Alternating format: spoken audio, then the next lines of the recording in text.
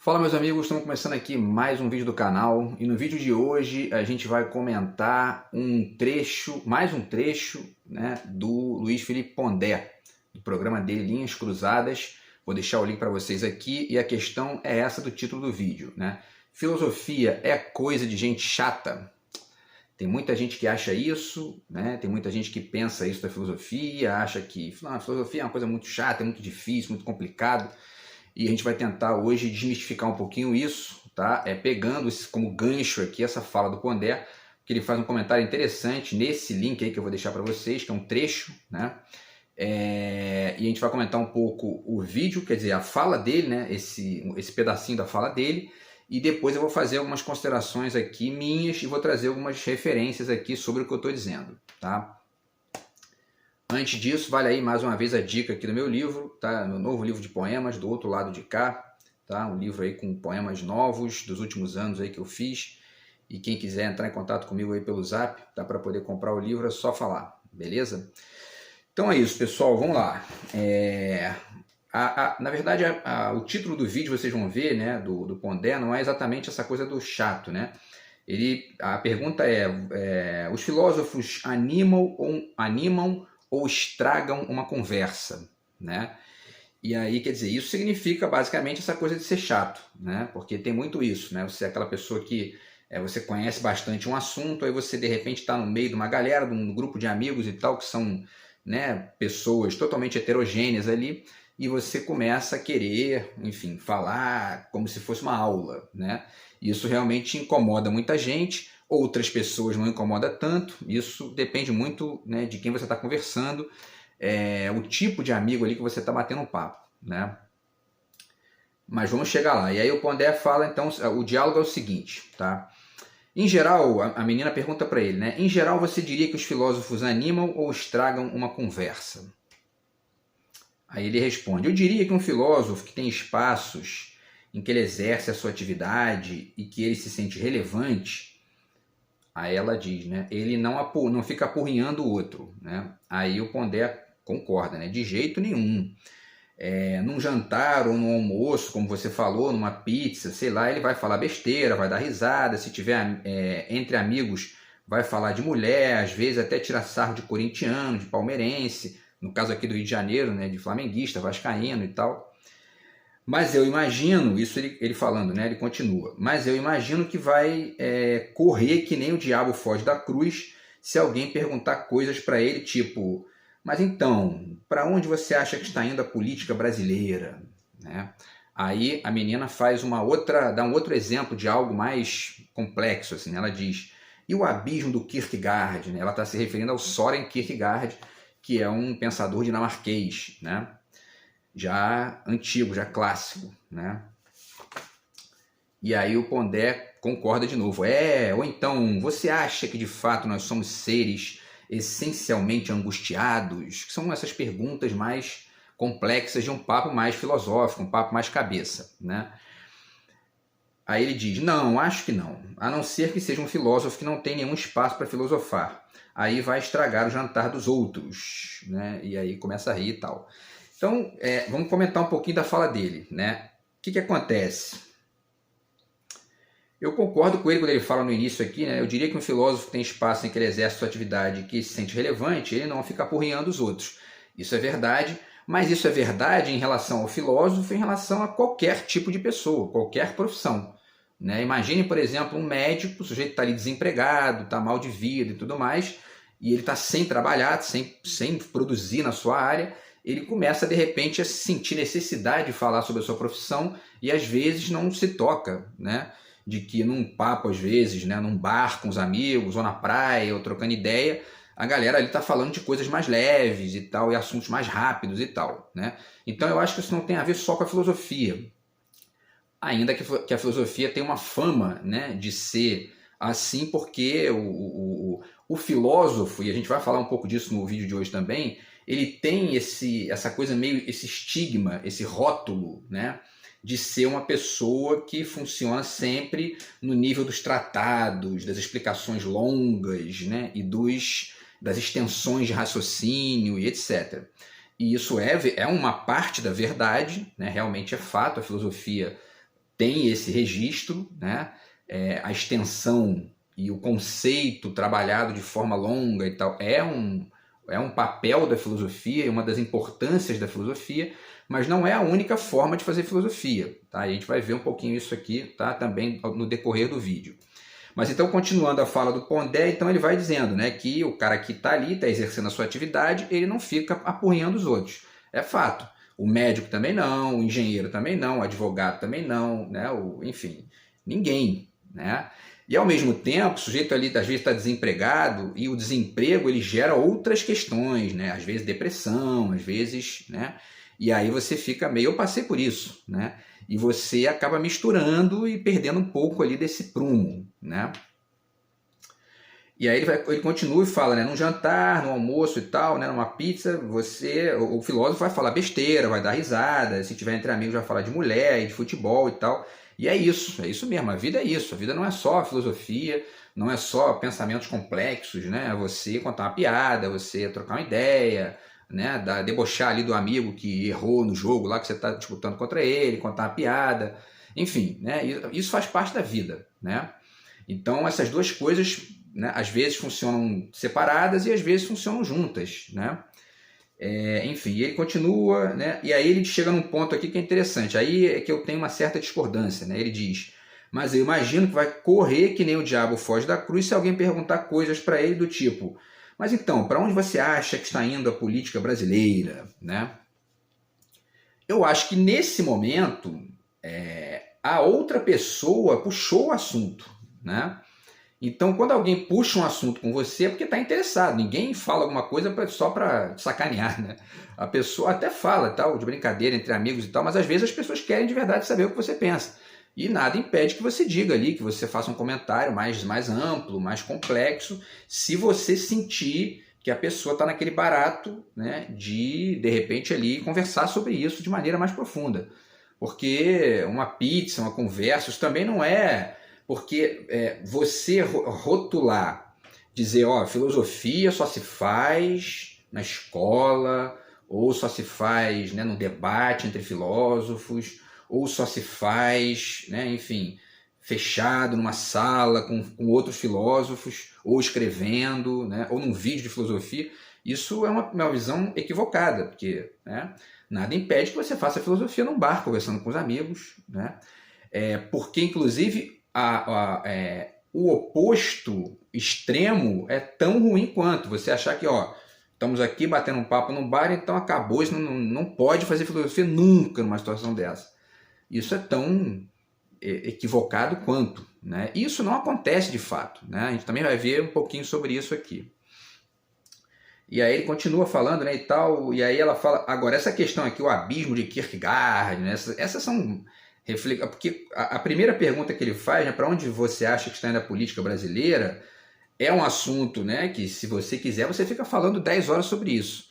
Mas você pode também falar ali 5 minutos, nada impede.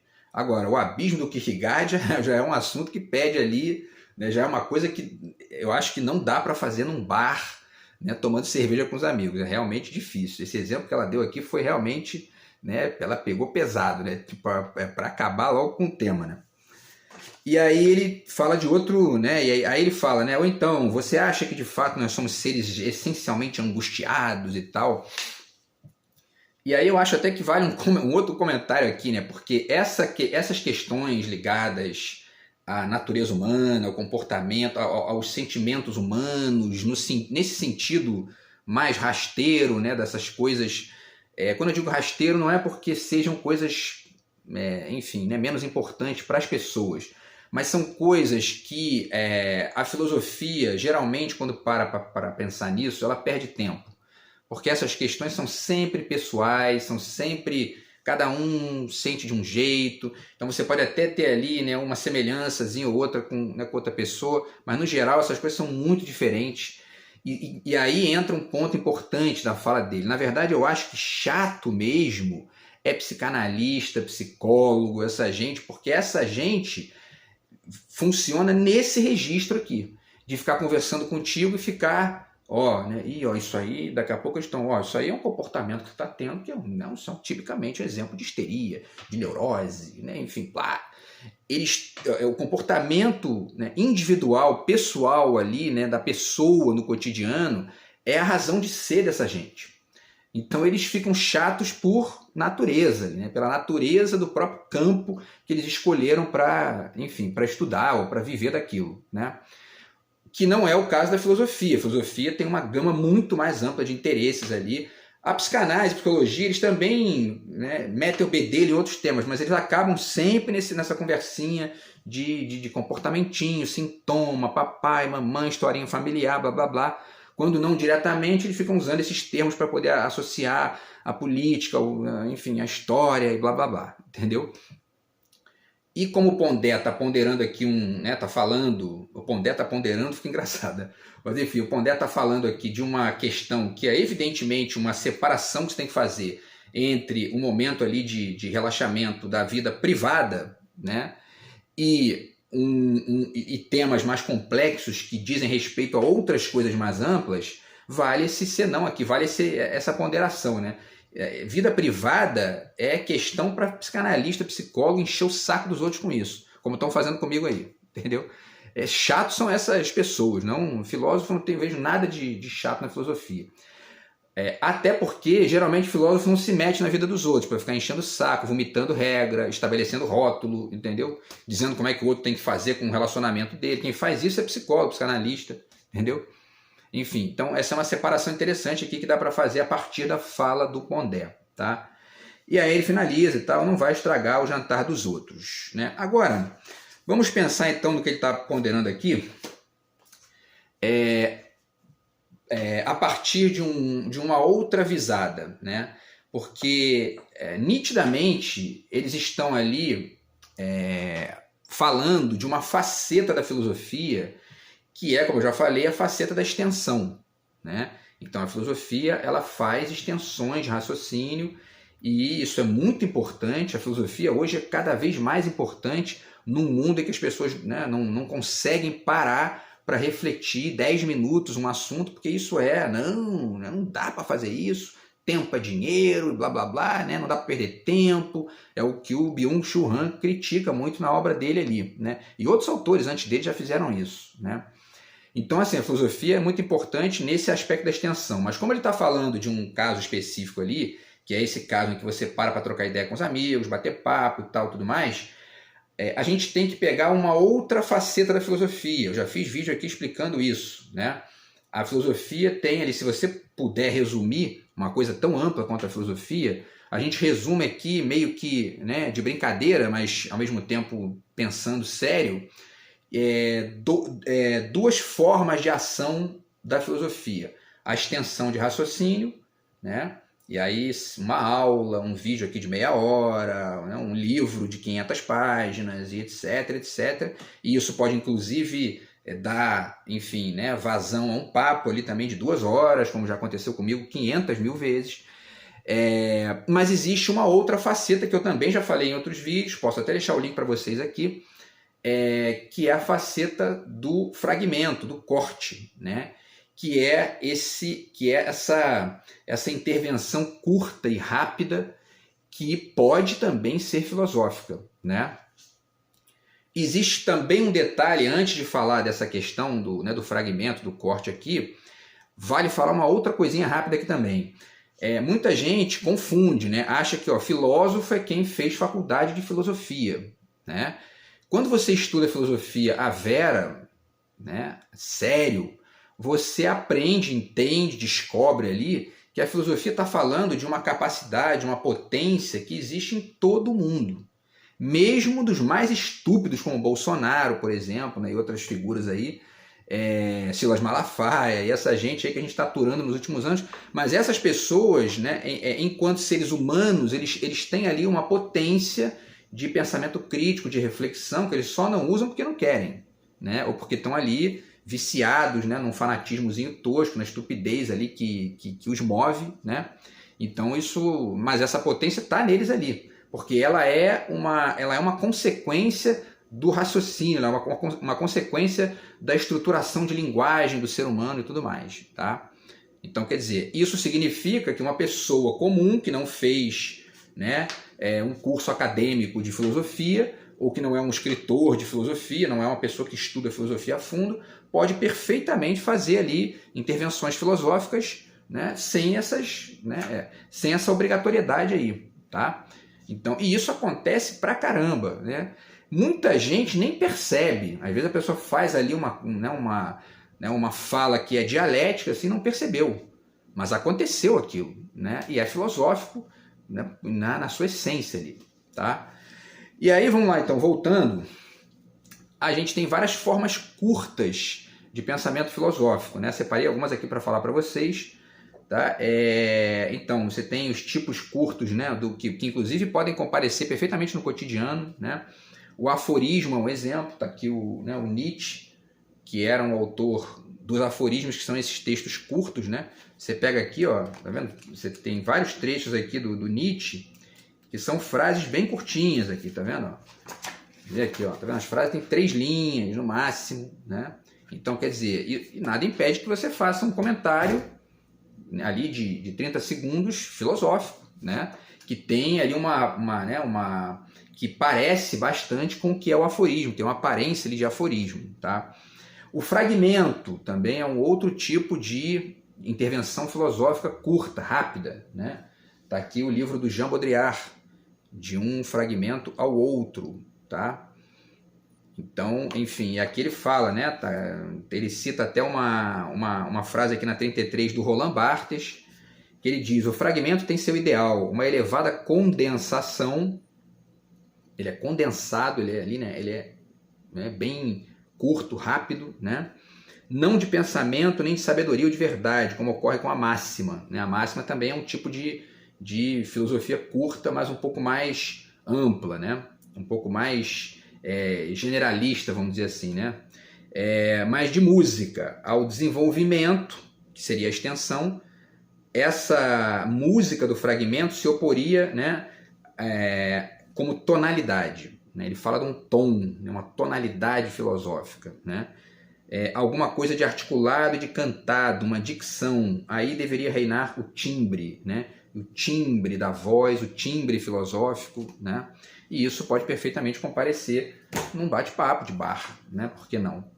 Eu cito até um exemplo aqui rápido, que uma vez conversando com alguém, que eu realmente não lembro quem, a pessoa puxou um assunto de filosofia, de política, aliás, tinha a ver com eleição, ela estava perto da época de eleição, e quando acontece esses eventos assim, né, esses assuntos acabam, né, pipocando mais, a pessoa virou: pô, cara, mas como é que tu vai apoiar aí a Dilma?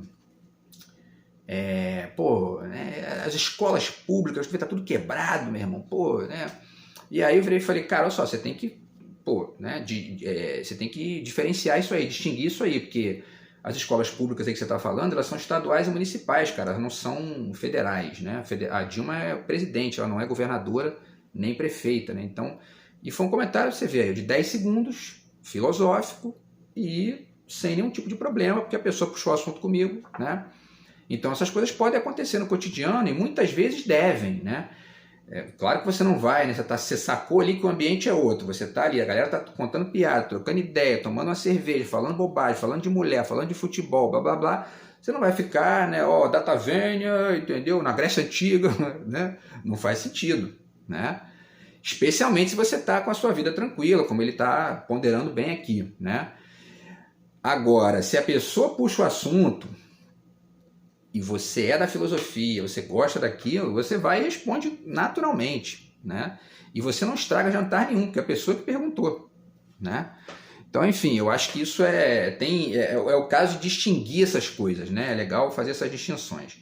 Uma outra forma de texto curto, né? Ou melhor, de fala curta, né? De intervenção curta da filosofia, é o Witz. Aqui tem esse artigo, né, que isso aqui não tem em livro, né, um artigo que eu baixei da internet da Elisa Ramalho Ortigão, tá, que é o Witz Blitz, Fagulhas de Luz na Arte Romântica segundo Benjamin.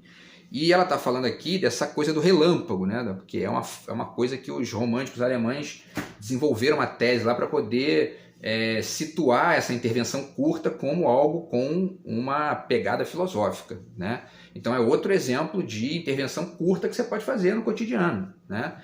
às vezes até mais curto que 10 segundos. Às vezes, numa palavra, você desloca ali alguma coisa, né, que te interessou ali, sem ser invasivo, sem encher o saco da vida privada dos outros, como fazem os psi, né? Mas você pode fazer isso perfeitamente, sem encher o saco dos outros, às vezes até fica bacana, né? E você, às vezes, contribui ali para poder a pessoa, de repente, pensar melhor um assunto. Isso é legal também, né? Enfim, e vice-versa, as pessoas fazem isso o tempo todo também, porque a cabeça do filósofo, né, quando você é da filosofia de verdade, quando você não é aquele erudito de gaveta, e quando você não é um psicopateta retardado que acha que tem o direito de se meter em todas as instâncias da vida da pessoa para encher o saco, né, você escuta os outros de verdade, né? E aí você aprende ali com o que a pessoa está te dizendo. A pessoa diz, ó, só, cara, eu não tô afim de participar desse papo não. Você diz, não, beleza, vamos mudar de assunto. Não fica enchendo o saco dos outros, como essa gente nojenta tá fazendo comigo aí há anos, né? Enfim, e aí por último, pessoal, eu cito aqui também esse livro do Cioran, que são os silogismos da amargura, porque o silogismo também é uma forma de filosofia curta, tá? No caso aqui, né, existe o silogismo clássico, a gente depois faz um vídeo sobre isso, porque é bastante coisa para falar, e esse silogismo da amargura do Cioran é tipicamente um silogismo nihilista, né, aquela coisa mais pesada, e isso aqui, então, é que não tem como você falar no bar, né, galera ali trocando ideia, falando coisa bacana, você vai mandar um Cioran, né, daqui a pouco o nego tá chorando, não é muito bom não aconselho, né, mas são trechos curtos, né, que podem ali perfeitamente ser filosóficos, né, num outro contexto que não apenas aqueles restritos da filosofia como se entende tradicionalmente, né? E aí, pessoal, isso às vezes, como eu falei, né, fica mais pipoca mais esses assuntos quando existem certos eventos, como por exemplo a política no Brasil, né, nos últimos anos. Isso ficou muito evidente, né? Ficou muito polarizado, e esses papos surgiram, né, e começaram a surgir naturalmente nos bares, né, nas conversas de bar, e eu acho isso muito legal, sabe? A despeito do tipo de manifestação bolsonarista padrão, que geralmente é violento, né? E é baseado em fake news e tal, mas mesmo quando é violento, realmente fica difícil, né? Porque não existe diálogo com violência. Mas quando ele é fake news, por exemplo, você pode ali contrapor, fazer um comentário. Isso aconteceu direto no Brasil nos últimos anos, e eu acho muito bom isso, porque as pessoas começam a tentar entender os processos, né? E isso faz parte da vida cotidiana, porque você chega às vezes no bar, né, ou na praia, e paga ali água de coco mais caro porque tá lá o Bolsonaro do poder. Aí o Bolsonaro sai, entra o Lula, dá uma barateada ali, você fica aí, ó, né? Isso está te influenciando até no teu divertimento ali. Enfim, pessoal, e aí existem outras formas, tá? O Benjamin fala também do Witz aqui rapidamente nesse livro, tá? Que eu já falei dele, tá? E aí existem outras formas de fazer filosofia que não são apenas o livro de filosofia, né? Então tá aqui, ó, as crônicas, por exemplo, esse livro de crônicas aqui do Veríssimo é sensacional, tá? E ele fala bastante aqui de uma série de autores, cineastas, escritores, em textinho de uma página, assim, né? E fazendo muitas vezes filosofia dentro da crônica, né? Porque o Veríssimo é um cara genial, assim. O microconto também, tá vendo aqui, ó, esse livro do Gonçalo Tavares é muito legal, Short Movies, tá? Que são microcontos de uma página e meia, e que são radicalmente filosóficos também, né? Discutem a questão do olhar, a questão da perspectiva, enfim, né? Então é uma outra forma curta de fazer filosofia, né? E aí, pessoal, tem um monte de coisa que a gente pode... outra coisa também que é essência, que muitas vezes é filosófica, né? É a poesia. Tá aqui, né? O livro do Leminski, tá? Que tem vários poemas aqui filosóficos, geniais, e que são textos curtos, né? Que não são tratados, não são, enfim, né? Não são extensões de raciocínio, tá? Vamos lá, o que mais? Vamos ver aqui, ó.